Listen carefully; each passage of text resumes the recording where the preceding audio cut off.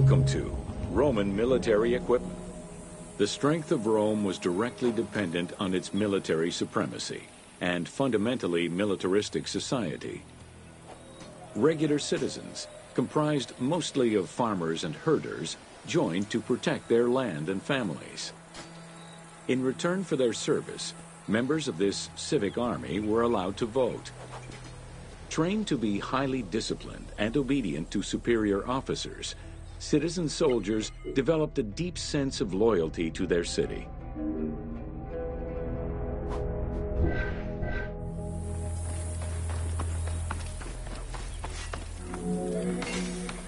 The quality of the armor of a Roman foot soldier was intrinsically linked to his social status and wealth. Chainmail was the most commonly used type of armor. Scale armor, made famous in today's media, came into use after Caesar's time. Foot soldiers carried large and oblong shields, while the cavalry used smaller ones of Greek origin. Soldiers were expected to carry their own kit, including the tools required for the construction of forts and tents.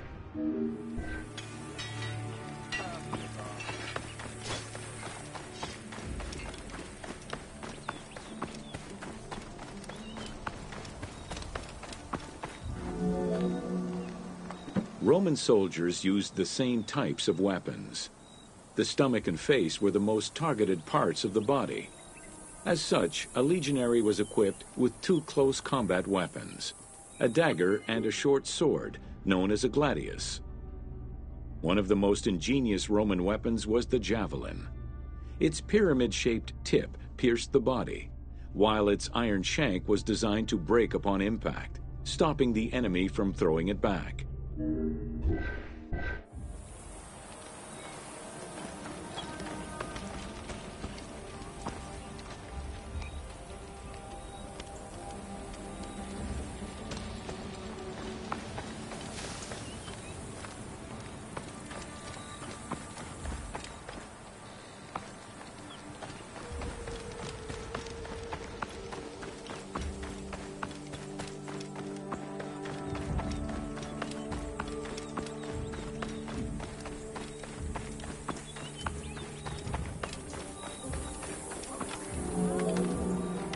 During their conquests, the Romans regularly transformed enemy technologies to add to their own formidable arsenal.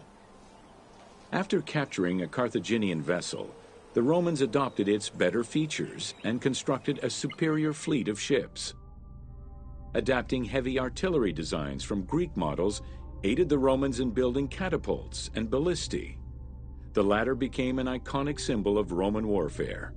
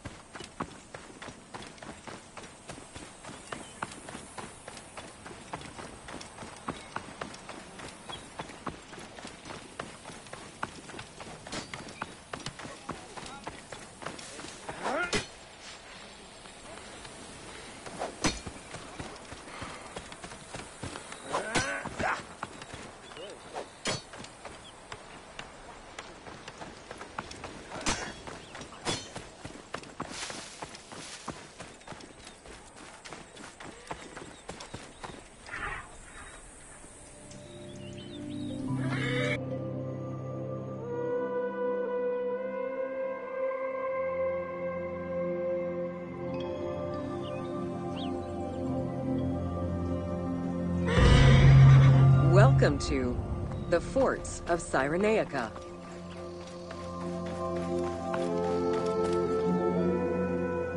Cyrenaica was a Libyan region under Roman control. gifted to Rome by one of Cleopatra's ancestors. The remains and foundations of ancient fortifications were discovered in the 19th century in the southwest of Cyrenaica, as well as a Roman garrison dating back to the 1st century CE. Evidence shows that these forts were of Libyan origin, rebuilt and modified by Roman engineers when Cyrenaica was part of the empire.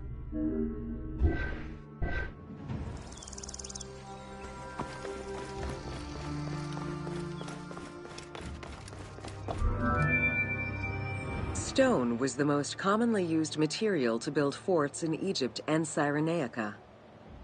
Though no real proof of a fortress similar to the one before you has been uncovered in that region, the team chose to add it as a worthy and awe-inspiring end-of-game challenge for the player.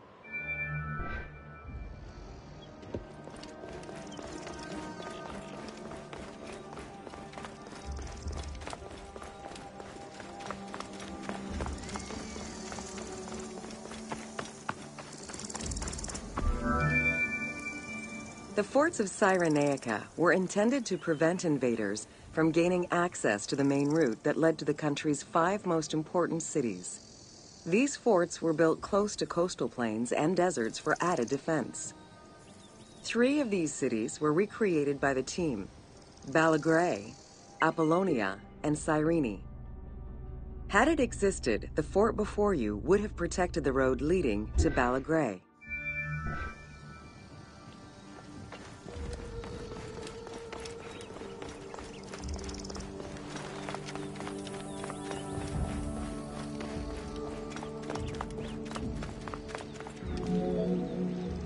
Other than reference to an attack around 404 CE and a military reorganization by Emperor Justinian during the 6th century CE, we still know little of the Roman military presence in Cyrenaica.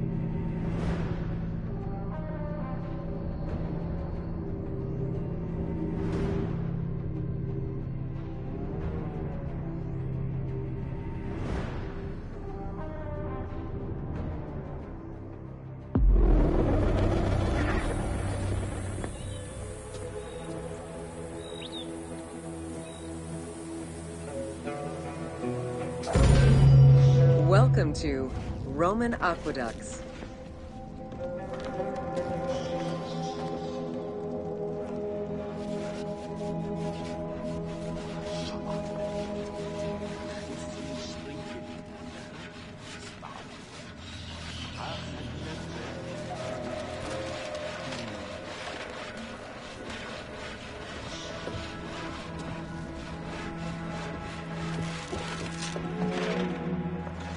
Water management was taken seriously by the Romans. Cyrenaica benefited greatly from Roman administration, with the construction of aqueducts and canals. The source of water varied depending on the location. Many aqueducts were built at the foot of the mountains, offering greater flow from the melting snow.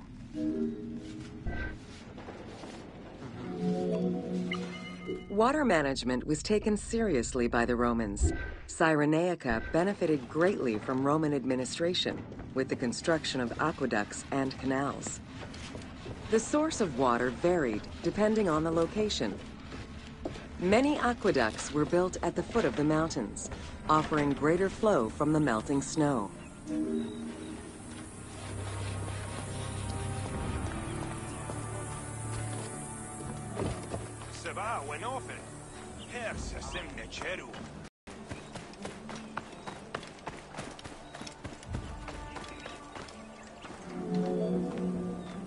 The ability to transport water over a greater distance increased agricultural production. Some aqueducts were reported to be over 7 kilometers in length. Where the Greeks of Libya originally focused mainly on olive trees and figs, which required less water, the advent of Roman aqueducts allowed for a far greater crop diversity. Every farm's water use was carefully scheduled.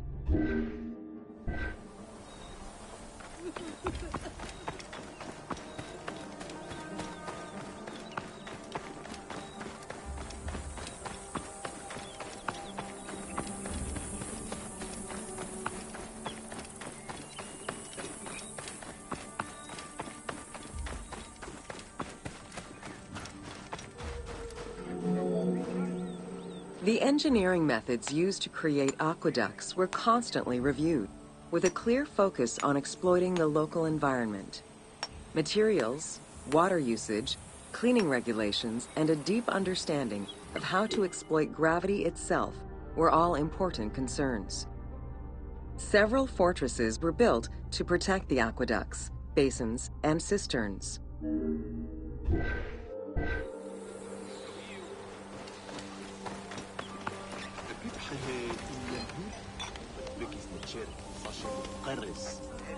أو أي دم وننسشر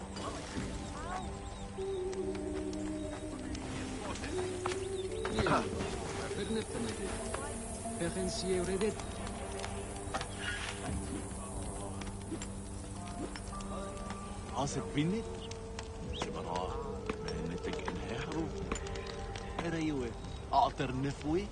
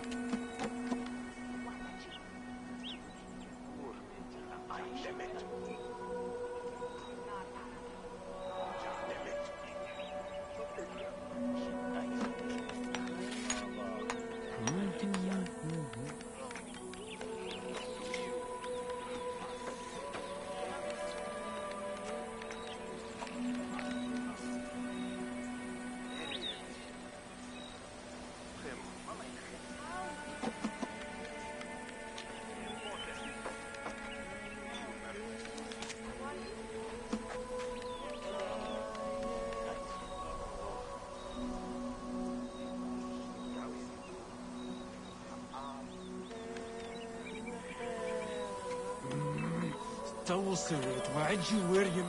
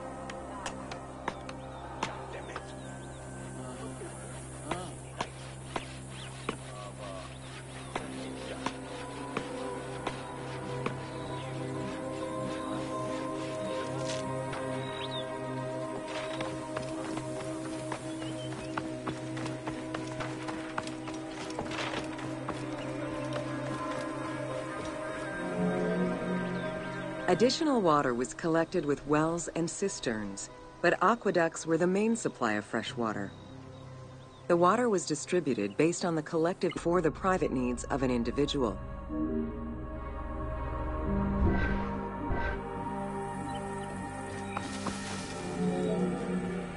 Almost all aqueducts ended in a fountain where the water circulated to clean the streets and supply bathhouses and latrines, thus improving the cleanliness of Cyrenaica's cities.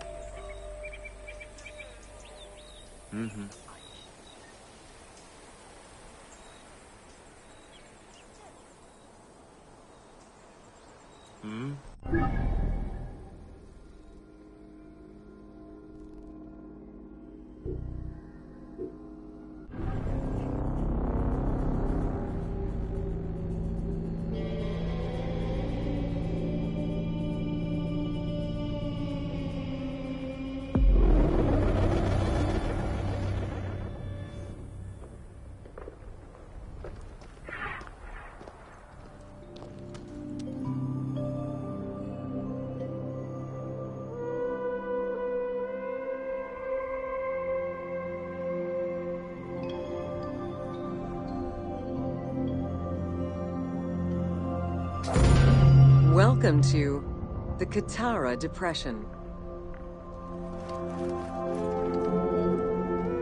The Katara Depression is located in the northwest part of Egypt. Reaching 18,000 square kilometers, the basin is 133 meters below sea level and covered with salt. It is the second lowest point in Africa, after the Afar Depression.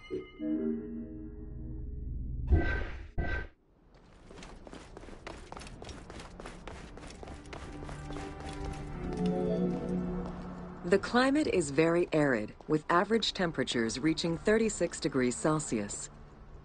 The famous Siwa Oasis is located on the protected southwestern region.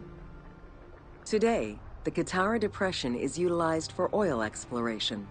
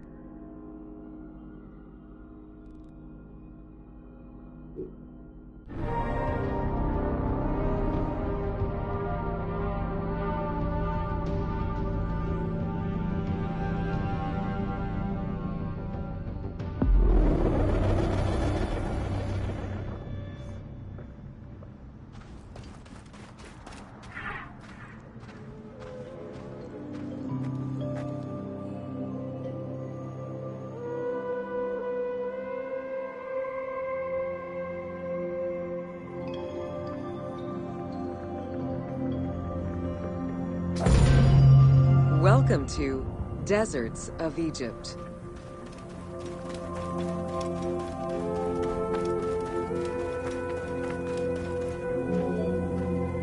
Reaching out on either side of the lush Nile are the harsh, arid Western Desert and the mountainous Eastern Desert. They cover nearly 94% of Egypt. Each of these parent deserts have their own microclimate and contain several smaller deserts with a distinctive fauna and flora. Whale fossils were discovered within the depths of the Sahara. Known as the Valley of the Whales, this location is evidence of the seas which once covered the area.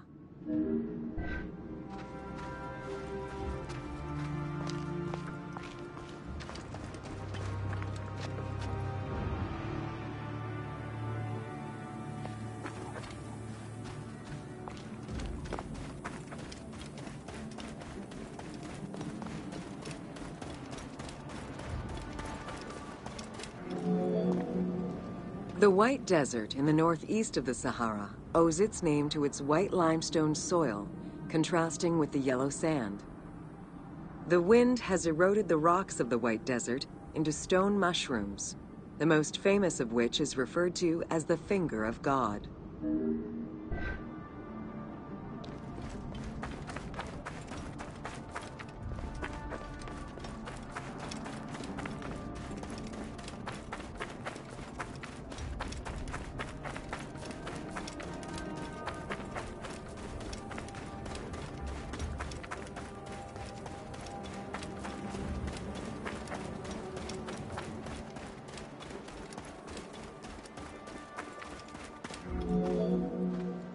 The Great Sand Sea is a large unbroken desert that reaches out through western Egypt and eastern Libya. It is home to a unique geological formation known as Libyan silica glass. The pale yellowish-green material ranges from pebble-sized fragments to glass rocks the size of rough boulders.